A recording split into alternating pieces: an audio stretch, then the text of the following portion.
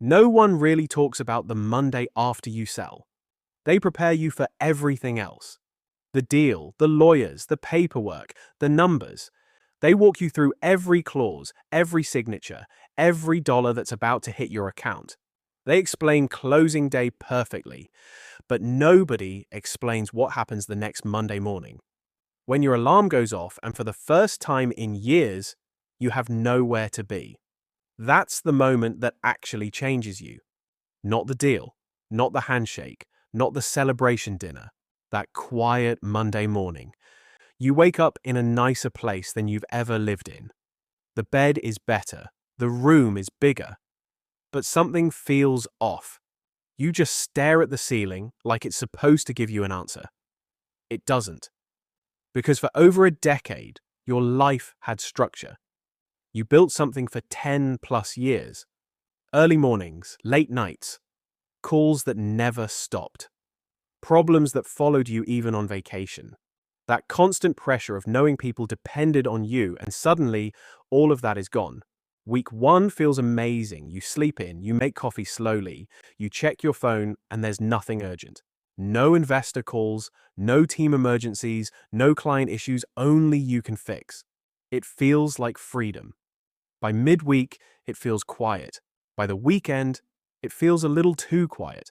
And somewhere in that silence, a strange thought hits you. Wait, who am I without this? Because the truth is, the business wasn't just work. It was your identity. It gave your days meaning. It gave your stress a purpose. Even your exhaustion felt earned. Now you've traded all of that for money. A lot of money. And you're supposed to feel great about it. So when people ask, how's life? You smile and say, it's good.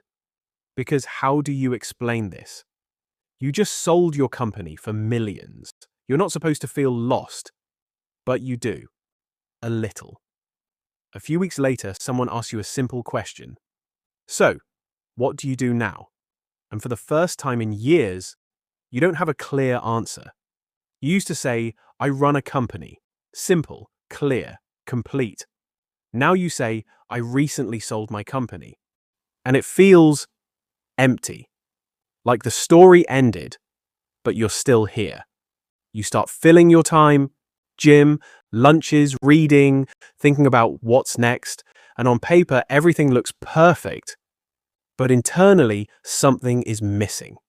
That sense of building, that feeling of creating something real. Then one day, you're talking to an old teammate or another founder, and you hear it in their voice, that mix of stress and excitement, that energy, and something clicks. You don't miss the money chase. You miss the process, the building, the problems, the chaos that meant something. That's when you realize you're not done, not even close. So you start paying attention again. You look at the world differently. You notice gaps, problems, opportunities. You start connecting dots like you used to. Slowly, an idea starts forming. Not like a lightning bolt, more like a pattern you can't ignore anymore. And here's the surprising part. Starting again isn't easier. It's actually harder in some ways, because now you know what's coming. You know how tough year 3 gets. You know what bad hires cost. You know how things can fall apart. But one thing is different this time. The fear is gone. Because you've already done it once. You've already proven to yourself that you can build something real. And that changes everything. So you sit down again.